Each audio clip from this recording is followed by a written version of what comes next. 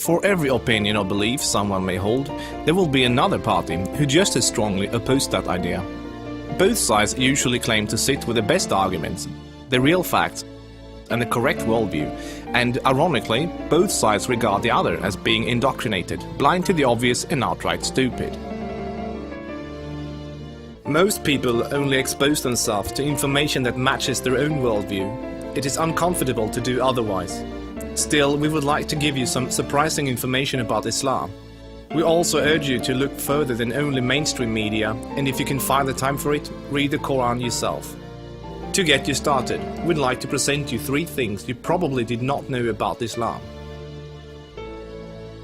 1. Islam has not been hijacked. That Islam has been hijacked is what non-Muslims naturally assume, because they assume all religions are the same. The reason non-Muslims are so easily confused is that most of us don't realize the difference between the Quran and every other religious book we are familiar with. The Christian Bible is a collection of writings from various authors, written sometimes hundreds of years apart, with parables, advice and dreams, all collected together into one book. Same with the Jewish Torah. Even those of us in the West, who are neither Christians nor Jews, are still familiar enough with these religions to know this much, and therefore we assume the same is true for the Quran.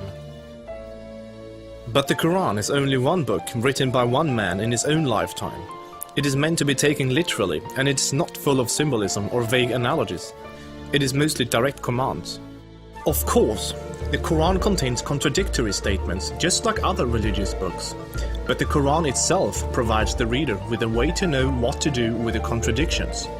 It's explained in the Quran that if you have 2 passages that contradict each other, the one written later supersedes the one written earlier. Most Westerners are unaware that the peaceful, tolerant passages were written early in Muhammad's prophetic career. According to the Quran, those passages have been abrogated by later, more violent and less tolerant passages. So, when most Westerners hear jihadists quoting violent passages from the Quran, and then peaceful Muslims quoting peaceful passages, they interpret that the way they would if someone was quoting the Bible or the Torah. They think to themselves, oh, there must be many different and contradictory passages, like there are in other religious books, so Muslims can pick and choose what they like and justify whatever actions they want to take. But the Quran is nothing like that. There is no picking and choosing. It says very explicitly and in no uncertain terms that a Muslim must not alter or ignore any part of its very clear and direct message, or they will burn in a fiery torment forever.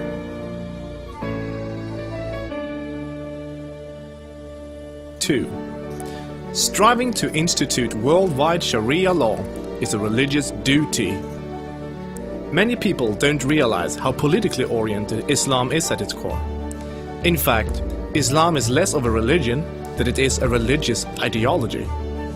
It includes a mandatory and highly specific legal and political plan for the whole society, Sharia. There is no separation between the religious and the political in Islam. Rather, Islam and Sharia constitute a totalitarian means of ordering society at every level, including ritual worship, transactions and contracts, morals and manners, beliefs and punishments. In the Quran, Allah makes it clear that man-made governments, such as a democracy, and free speech, such as criticizing the Quran, are abominations and must be eliminated. The modern expression creeping Sharia is used to describe the slow, deliberate and methodical advance of Islamic law in non-Muslim countries. Official Sharia courts already operate in the UK, handling cases ranging from divorce and financial disputes to domestic violence. Attempts to introduce Sharia in the legal system in Germany, Sweden and other European countries are ongoing. While Sharia already has a foot in our door in the matter of minor disputes like inheritance and domestic violence, it should concern you that Sharia commands that drinkers and gamblers should be whipped, allows husbands to hit their wives, allows an injured plaintiff to exact legal revenge, literally an eye for an eye, commands that a thief must have a hand cut off, commands that homosexuals must be executed, orders unmarried fornicators to be whipped and adulterers to be stoned to death, orders death for both Muslim and non-Muslim critics of Muhammad, the Quran and even Sharia itself, orders apostates to be killed, commands offensive, aggressive and unjust jihad. As written in the Quran, Sharia is the law of Allah. Any other form of government is a sin. It is the duty of every Muslim to keep striving until all governments have been converted to Sharia law.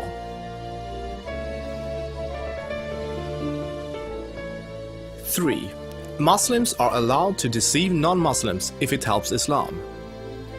For non-Muslims, this principle, called taqiyya, is another surprising concept of Islam.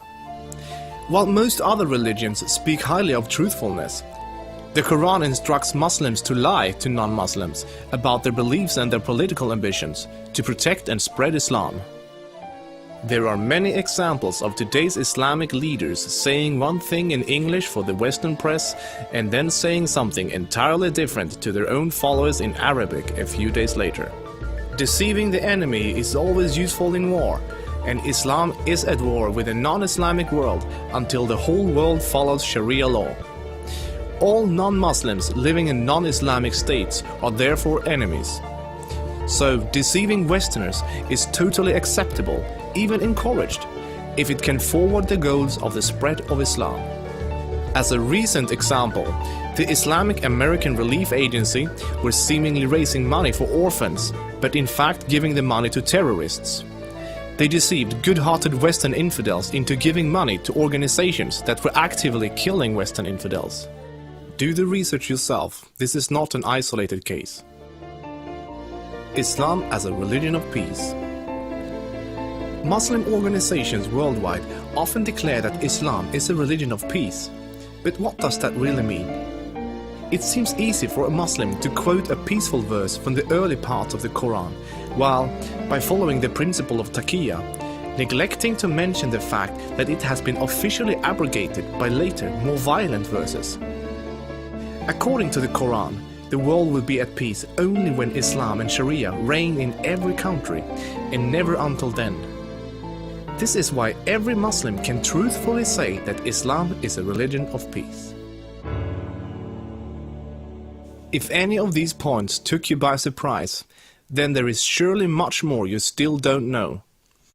This subject will affect you in the near future, so take the chance to inform yourself now before it does.